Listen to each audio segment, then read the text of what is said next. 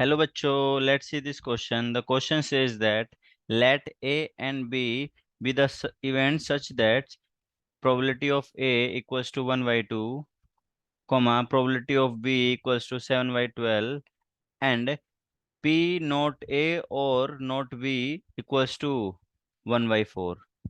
State whether A and B are mutually exclusive. चलिए solve करते हैं। क्वेश्चन में क्या दिया हुआ है? दो इवेंट दे रखे हैं ए बी, उनकी प्रोबेबिलिटीज दे रखी हैं और एक रिलेशन दे रखा है P, probability of not a और नॉट बी बराबर 1/4, और हमें बताना है कि भाई ये ए और बी म्यूचुअली एक्सक्लूसिव है या नहीं है। तो की कॉन्सेप्ट लिख लेते हैं इस क्वेश्चन में जो यूज होने वाला है। की concept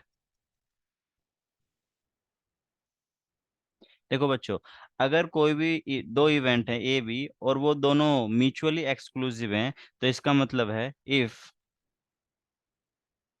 A and B are mutually exclusive,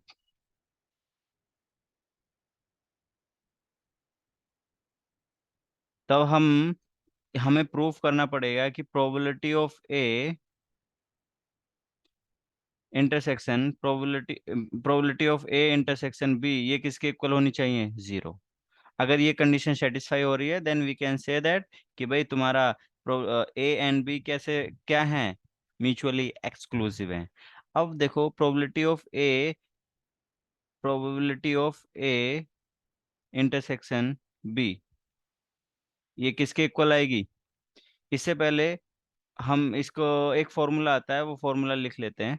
इसको अपन बाद में निकालेंगे प्रोबेबिलिटी ऑफ ए।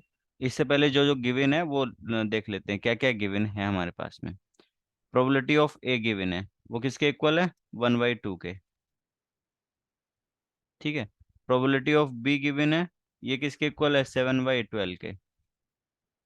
और थर्ड इंफॉर्मेशन जो गिवन है वो probability of A bar union B bar, ये किसके इक्वल है?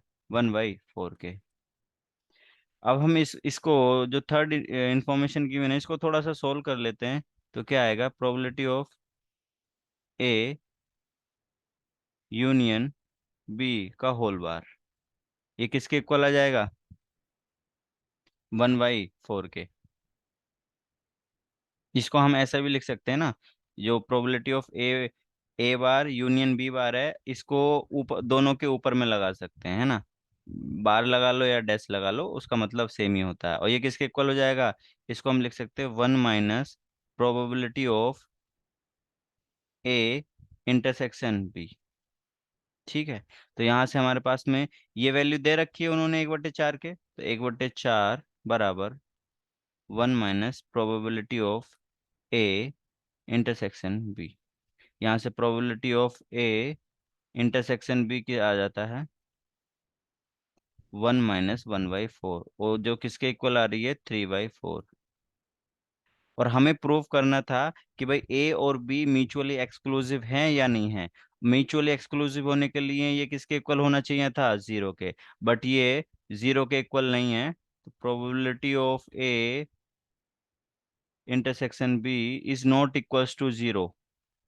तो इसका मतलब A and B are not A and B are not mutually exclusive, not mutually exclusive,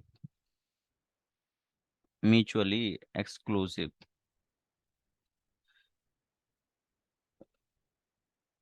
ये हमें बताना था। I hope you understood it well. All the best. Thank you.